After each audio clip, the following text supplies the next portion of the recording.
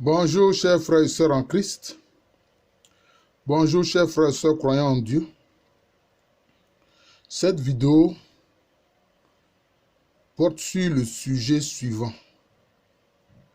Ce que le chrétien doit savoir de la communauté LGBT. Ce sigle veut dire lesbienne, gay, bisexuel et transsexuel. Alors, on voit que cette dite communauté s'étend un peu partout dans le monde et organise ce qu'on appelle des gay pride. C'est-à-dire, si on veut traduire littéralement, c'est un mot anglais qui veut dire fierté homosexuelle. Lesbienne, c'est l'homosexualité pratiquée par les femmes. L,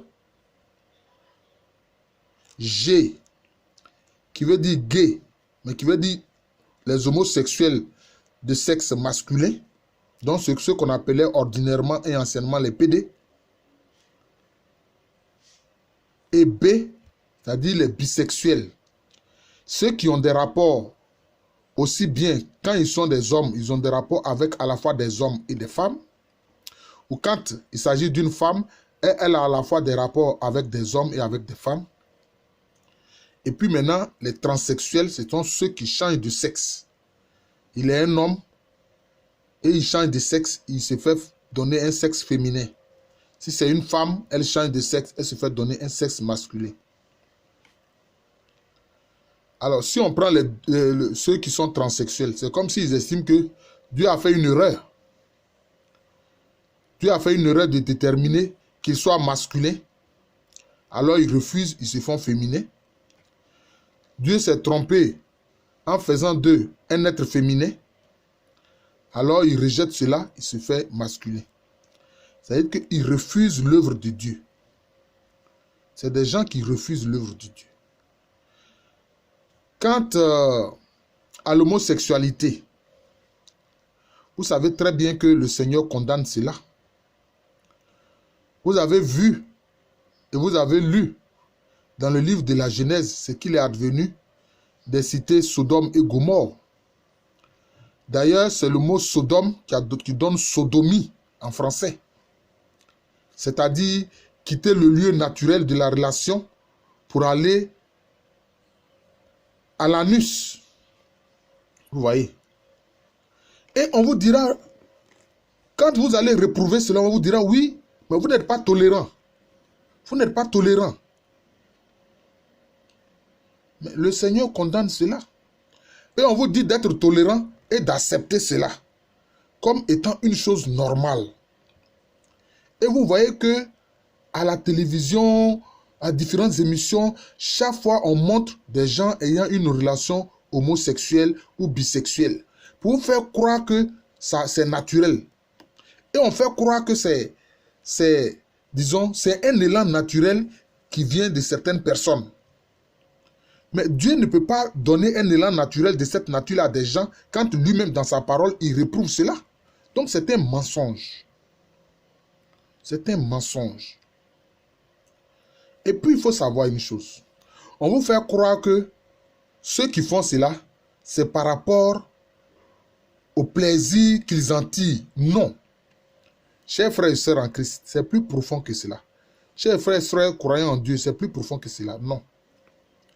En fait, c'est une défiance à Dieu. C'est-à-dire c'est des gens qui ont décidé de défier Dieu. C'est pour ça que je fais cette vidéo sur ma chaîne spirituelle et non sur ma chaîne historique. C'est des gens qui ont décidé de défier Dieu.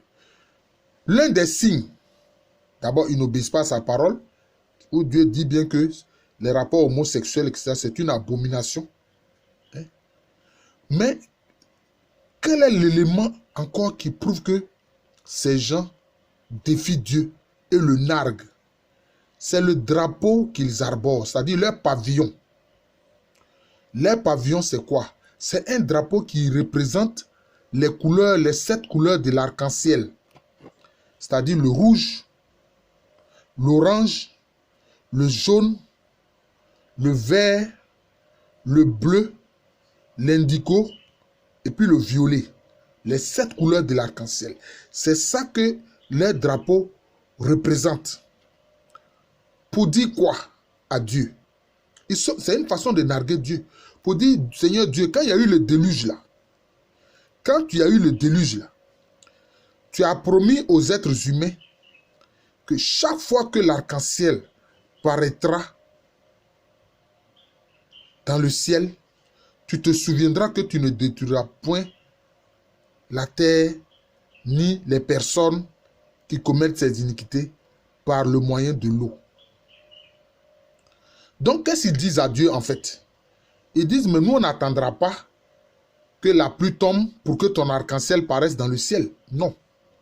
Nous faisons notre gay pride, c'est-à-dire notre défilé d'homosexuels, de lesbiennes, de gays, de bisexuels et de transsexuels, en arborant déjà le pavillon, notre pavillon qui porte les couleurs de l'arc-en-ciel. Pour te rappeler ce que toi-même tu as dit, ce que toi-même Dieu tu as dit, que tu ne vas pas nous détruire si nous commettons des actes d'abomination. C'est ce que ça veut dire. C'est ce qu'ils font. En fait, c'est un langage, c'est un langage qu'ils adressent au Créateur. Mais beaucoup de gens n'en ont pas conscience. Ils pensent que le drapeau de la communauté LGBT, que c'est un drapeau qu'ils ont choisi comme ça. Non. Vous voyez? Alors que ces couleurs de l'arc-en-ciel, Dieu dit que par ces couleurs, chaque fois, il va se rappeler de sa miséricorde. Et eux, ils narguent la miséricorde de Dieu en disant, nous, on te montre les 7 couleurs de l'arc-en-ciel. Et puis, nous, on fait ce qu'on veut, on ne t'obéit pas. Voilà.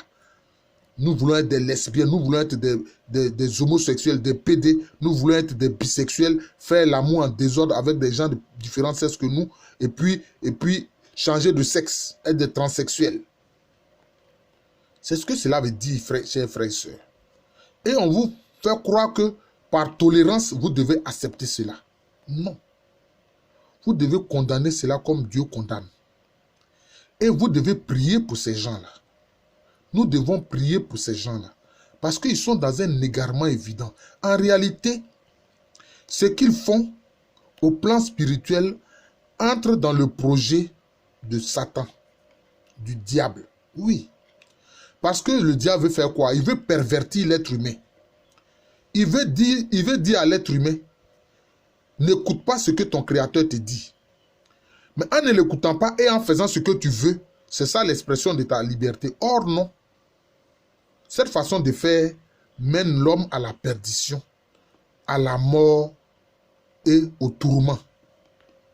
Vous voyez? Donc ça a un aspect spirituel. Et d'ailleurs, c'est pour ça que vous verrez que ceux qui sont dans le noyau du nouvel ordre mondial,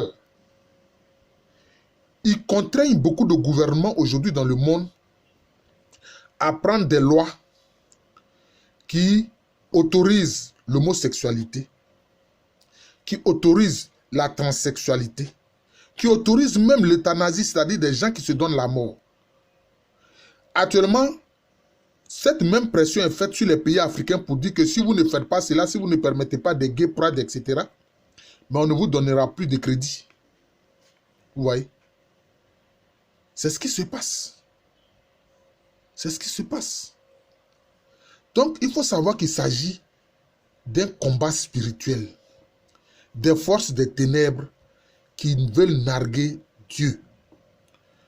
Mais ils nous demandent d'être tolérants et d'accepter cela. Non, nous ne pouvons pas accepter cela parce que cela va contre la volonté de Dieu. Aucun chrétien, aucun croyant ne peut accepter une attitude qui va contre la volonté du Seigneur. Parce que nous devons faire toujours la volonté du Seigneur. C'est cette volonté, en obéissant à cette volonté du Seigneur, que nous avons la vie.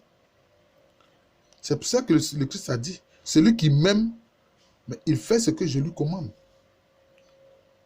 Hein? M'aimer, c'est d'obéir à mes commandements. Vous faites des choses qui désobéissent volontairement au commandement du Seigneur et puis vous voulez que les gens acceptent ça. Non.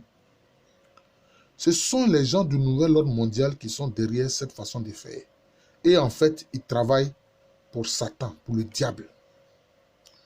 Donc j'ai voulu faire cette vidéo pour que les chrétiens qui s'interrogent, me disent, mais où va le monde? Nous ne comprenons rien. Mais ce que vous ne comprenez pas là, c'est un plan ourdi dans des sectes satanistes conçus par des hommes puissants politiquement et financièrement dans le monde.